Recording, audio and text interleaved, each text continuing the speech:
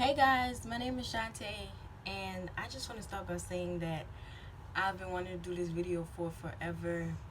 I really wanted you guys to be a part of our journey from the beginning, and life just got in the way, so we'll start from here. I found out I was pregnant in June of 2020. I went to the emergency room, and they took my temperature, gave me a wristband, checked me in the hospital, asked me for all my information, stuff like that. So we go to the back, and like the nurse is kind of confirming my symptoms, and she's asking me what I think is wrong with me, what my fever is, how I've been tracking myself at home, letting her know all the information and stuff. And then she asks me, she's like, do you think you could be pregnant? I'm like, I could be, but I just kind of thought this was like some food poisoning or something like that. Now mind you, any other time something like this happens to me, I'm like, I'm not feeling too good, I'm pregnant. My period coming, I'm pregnant. Anything, I'm pregnant. I'm eating too much, I'm pregnant. I'm sleeping too much, I'm pregnant. But this time it was nothing like that. I just felt like I was missing it. She's like, okay, we're gonna run a pregnancy test. And they had already set up to run a bunch of tests because I hadn't been to the doctor in a long time. So while they running the other test, she's like, okay, can you give me a pee sample? They always ask women for pee samples before you even get to the back. They ask you for a pee sample. So she's like, okay, we're gonna run a test. And I'm like, okay, no matter. So they run the test, and I think the pregnancy test was the first thing to come back because I was waiting in the emergency room for a good hour when they actually brought me to my exam room. The nurse walks in, and she's got a big smile on her face. She's like, you're pregnant. And I think I'm just smiling because I see her smile, and I'm like, for real? And she's like, congratulations. I didn't say for real, I said thank you. And she was like, I knew you was pregnant. So she started talking to me about it. I'm like, girl, like, get up my face. So then after that, they send a doctor in to check me all out and stuff like that. After that, they did my first ultrasound. We went to go do my ultrasound. My baby was so small. He was so tiny.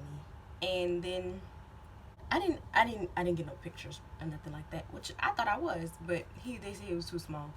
But you could see him on the monitor, like she pointed him out to me, but it actually didn't look like nothing. So I'm waiting on my discharge papers, and she was the one who brought me to the hospital, so she had to wait outside the room while they was giving me everything. So while she's waiting outside, I'm like, I'ma just like let everybody else know. So I called my best friend, and she was waiting on me to have a baby, y'all. She was like, friend, please have a baby for me, please have a baby for me. And I'm like, no, girl, I ain't having no damn baby. And so once I call her and tell her I'm pregnant, she's like, girl, I knew it, I knew it, I knew it. She jumping up and down. And she's like, what we gonna do if it's a girl? What we gonna do if it's a boy? This, that, and third. She's planning everything. She's going far. And so I hang out with her. Then I call my mom. And I guess I think I kind of called my friends first just because, like, so I could get used to saying it or, like, say it out loud. And soon FaceTime. As soon as the phone say connecting, I just bust out into tears. And I'm like, I don't even know what to say, what to do. And so while I'm crying, she like, what's wrong, what's wrong, what's wrong? And she see me in the hospital. She's like, what's wrong? And I tell her I'm pregnant.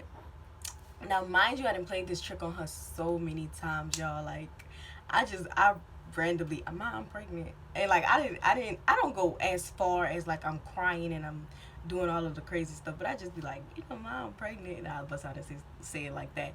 Say it like I like plan it up. I'd be like, my period ain't come down or something like that. And I'd be talking to her about it, and then like the next day or so, I'd be like, I'm pregnant, and so I have done it a few times where I understood why she was like, you lying, but I was like, girl, I'm face puffy red, snot, no, girl, I'm pregnant. So after I said it a few times, I'm like, I'm not playing, I'm pregnant.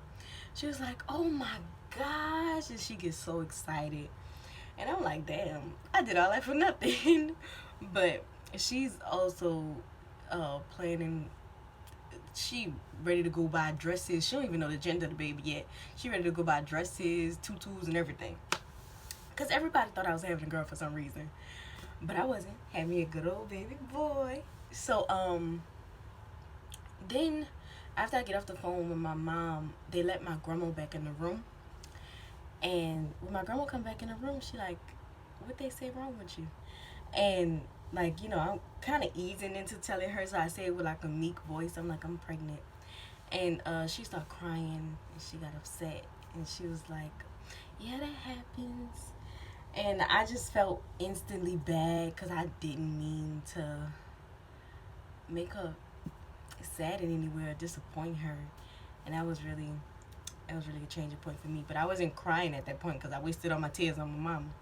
So after that, the nurse finally come after like an hour or so, because I called a lot of people. Not even gonna lie, I called a bunch of people, and they give me my discharge papers. They tell me next steps and like stuff to do like that. Cause after I leave from the hospital, I start setting stuff up. I called Channing's dad, and I let him know what was going on, that I was pregnant. Was about to happen next, and then I went home. I wanted to go to sleep so bad because my morning sickness was the absolute worst. That child put me through hell. I mean, I threw up everything I ate, y'all. Like, I was throwing up until I delivered that child. And I guess I could also tell you guys my delivery story because it's short and crazy too. So when I went to go deliver my baby, I was 3 centimeters dilated, and I know because I had a doctor's appointment that morning. And I went to my doctor's appointment. I come back from my doctor's appointment, and I went to a repast. While I'm at the repast, I just want to sit down. Like, my body felt so drained, and I just kept drinking water to like help myself out. But I didn't want to be bothered with nothing or nobody. Like, my entire family was trying to get me to do stuff. I'm like, y'all, please leave me alone. Like, I tried to say it the nicest way possible. When I was pregnant, everything came off. Like, it was like she got an attitude or something wrong with her. And I'm just like, I don't want to be one of those stereotypes. Like, pregnant women emotions be, on a roller coaster. No, I just like, I'm feeling a certain way, so I just need you to be, I don't know, calm with me. Don't be doing all that crazy stuff around me. So while I'm at the repast, I'm just trying to sit down and let it go, but I couldn't. And so we finally leave, and I get to go home. And at that point, I had been riding around all day from a doctor's appointment to the repast. So we just was doing everything. When I get home, I'm not feeling good, but I'm still walking around, because walking always made me feel better. And I think my baby he just loved to be moving. He's still like that now. You put him in the car, he going to sleep. He's just quiet. That's his happy space. But I finally go lay down, and once I went to go lay down, my stomach is cramping. So that night, the cramps got bad. Like, I only knew my stomach was cramping earlier that day because of the way I was feeling. Like, I was so drained and I wasn't like really up for doing anything. But that night when I felt those cramps, I was like, oh hell no. And my doctor told me, she was like, as soon as you start to feel your contractions and stuff, you got to get to the hospital. So I'm like, okay, I go tell my grandma. I'm like, I'm feeling my contractions. And she like, okay, we're going to go in a little bit. Now, mind you, I never felt my contractions throughout my pregnancy at all until this. So this is a new feeling for me. The delivery classes, birth classes, out the window. I don't care about none of that right now. So I'm telling my grandma, I'm like, we gotta go. She like, okay, in a minute. So I go lay back down. And then I get up and I couldn't do it. So I'm walking back and forth. And I guess I was waking her house up. So I kind of just was like, let me go get back in my bed. So I go get back in my bed and I'm laying down and my water breaks. So I get up, I go tell my grandma, my water broke. And she's like, okay, we're gonna leave in a minute. And she's like, this girl not about to go lay down. So I'm gonna go lay down with her. So she come help me. We took the sheets and stuff off my bed because my water broke on them and it was soaking wet. And we put some new stuff on my bed, lay down. After we lay down, I had to use the bathroom. And my grandma like, what's wrong? And I'm getting up and I'm trying to rush to the bathroom. I'm like, I have to use the bathroom. And she's like, okay. But before I could even make it to the bathroom, in the hallway, I just throw up everything I had for that day. Everything I put in my mouth came out on the floor. And so she's like, okay, we're leaving. And so my brother, I had already had, all my stuff together to go to the hospital. I just hadn't put it in the suitcase because of the way I was feeling that day. And so my brother Harry packed my stuff. He put me a towel down in a car for me to sit on. He did everything. He called my mom. He was like, Mom, get to the hospital. She having a baby. Her water broke. This, that, and third. So my grandma rushing us to the hospital. I call Channing Dad. I tell him we go to the hospital. I tell him everything that's going on. And then we get to the hospital. Once we get to the hospital, my grandma pull up to the emergency room. They get me out the car. And they sit me down. I didn't want to be sitting down for some, like, I just was like, I don't want to sit down. Like, no part of my body wanted to sit down. I wanted to stand up. But the nurse explained to me once I got, like, upstairs that if you standing up, if you walking, that's what helps your baby come down. And I already knew that, but, like, at this point in time, I'm like, he already coming. Like, it shouldn't make a difference. So they was like, we can't let you walk because, it's just going to make your labor go faster or whatever. And I'm just like, well, ain't that what we want? But anyway, so I'm sitting down in the wheelchair. The lady asking me all my information at the desk, and I'm like, girl, a human's head is coming out my vagina. I don't want to answer you. I don't want to tell you none of this. And I guess she kind of got the drift because she was like, all right, baby, we just gonna get you upstairs. I'm like, thank you. And the security guard who was pushing me, girl, I think he was going faster than a car pushing me. And so we get out the elevator and we get to the pregnancy ward desk.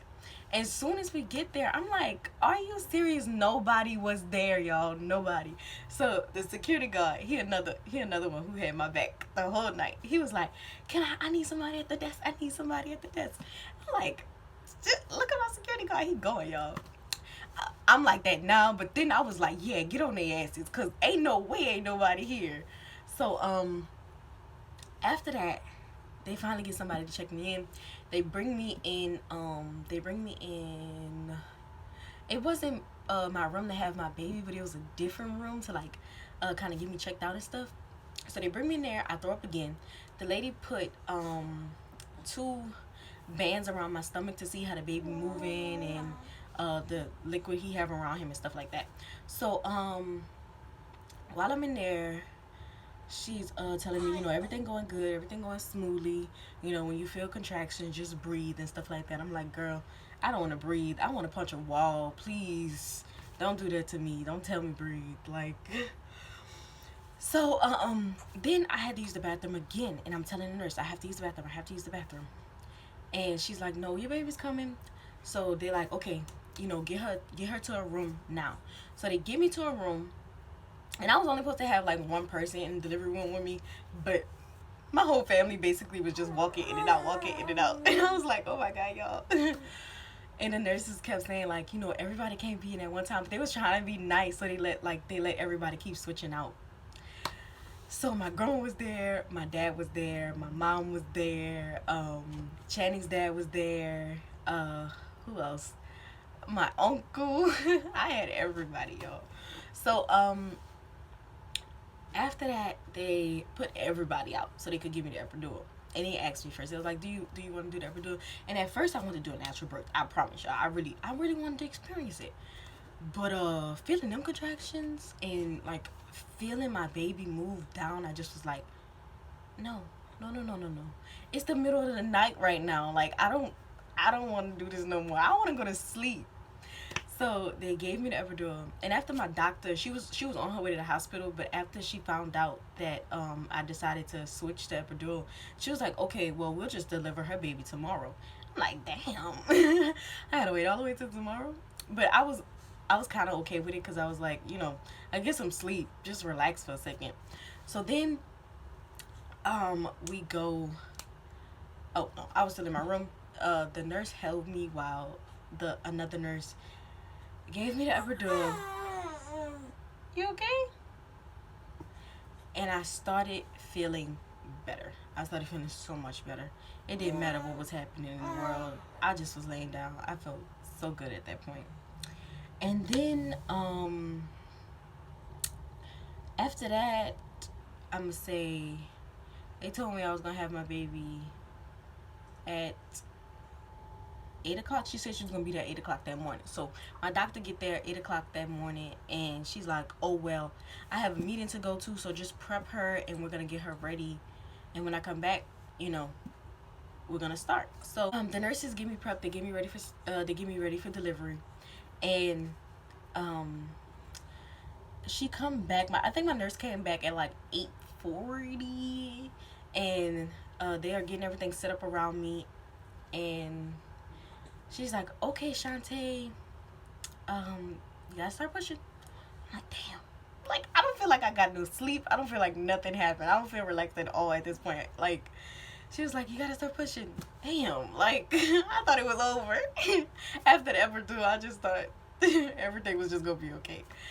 So, I couldn't feel my legs at this point, and while she's saying you gotta start pushing, I'm like, oh my God. Like, I don't know what pushing is anymore. So, they're like, you want us to turn the epidural down? I'm like, no. I'm about to find a way to push. And my baby was already doing most of the work. He was already coming down and coming out by himself. So, they're like, okay, and one of the nurses like, remember. I'm like, I don't remember nothing. I don't remember nothing y'all said on how to push, none of that. So I start pushing, and then one nurse is like, oh, you should see this full head of hair. And she's like, you want to feel it? I was like, no, get this baby out of me. And so I'm pushing, and it got to the point I got to his shoulders, and his shoulders was stuck.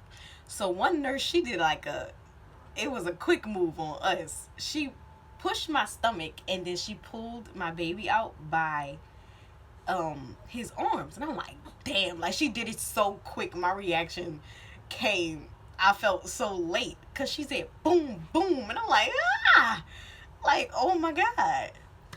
And after that, all you could hear is my baby, because I think his butt kind of hit the table under him, and he was like, ah, he started screaming.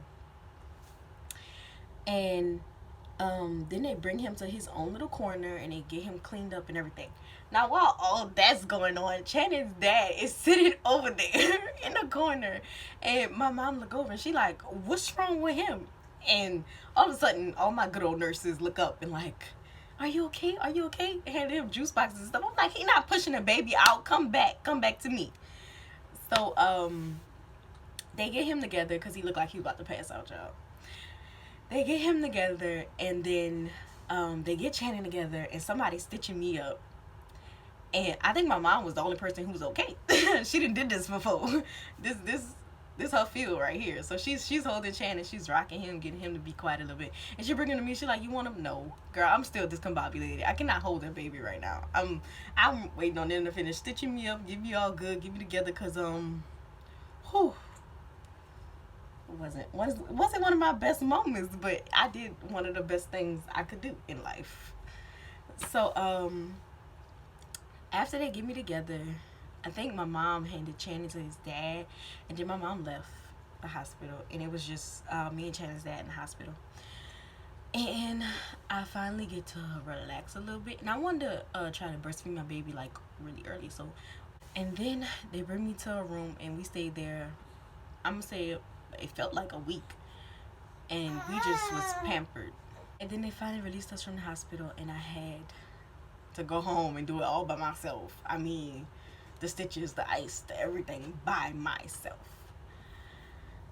But it was worth it. I got me a beautiful baby boy. Everybody, so this is Channing. Say hey. So thank you guys so much for listening to our crazy story. See you guys in our next video. Say bye-bye.